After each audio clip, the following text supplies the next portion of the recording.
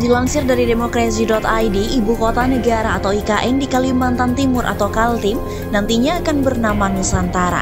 Ketua Umum PBNU Yahya Khalil Stakuf menyatakan Nusantara adalah singkatan dari NU, Santri, Pemerintah, dan Rakyat.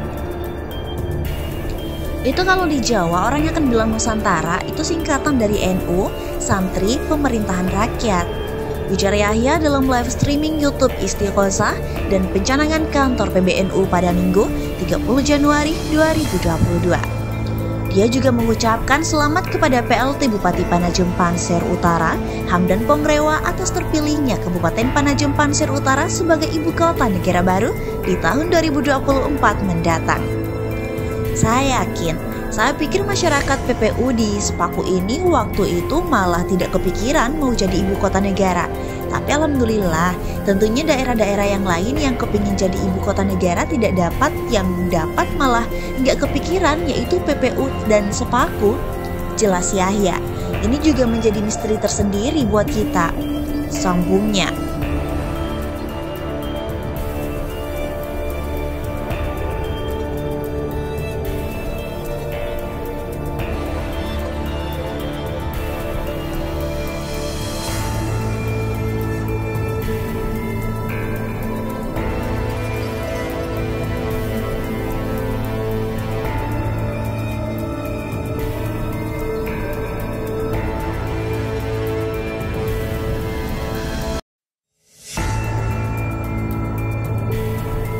Masih diberitakan oleh demokrasi.id, mantan Wakil Presiden Yusuf Kala atau JK ikut menanggapi pemindahan ibu kota negara ke Kalimantan. Menurut tokoh Sulawesi ini, proses pemindahan ibu kota tidak terlepas dari masalah.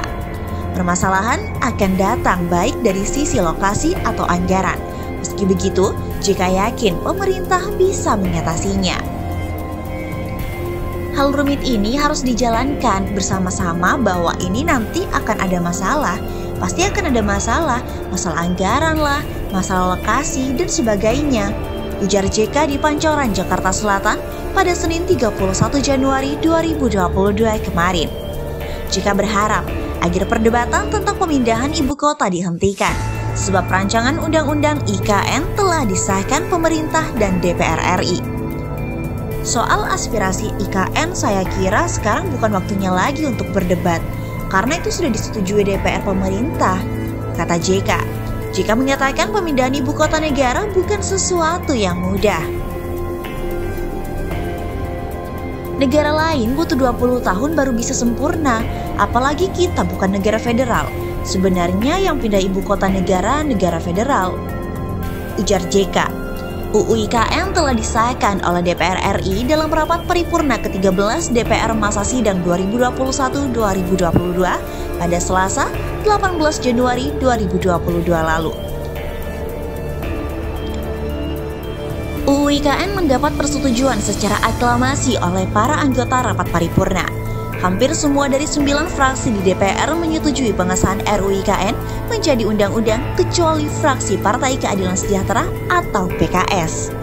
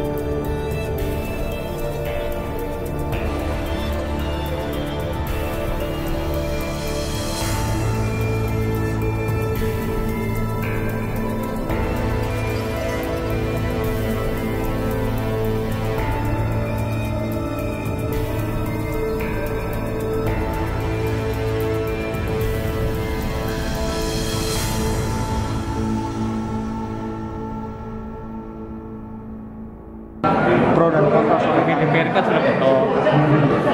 Tapi kan ada yang menolak, ada bagi kami kan banyak mereka. Tapi yang penting formalitasnya sudah ada. begitu Pak.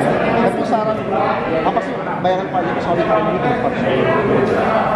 Iya, seperti yang disampaikan, ini harusnya itu akan memberikan otonomi yang lebih baik kepada daerah-daerah kalau pemerintahnya begitu.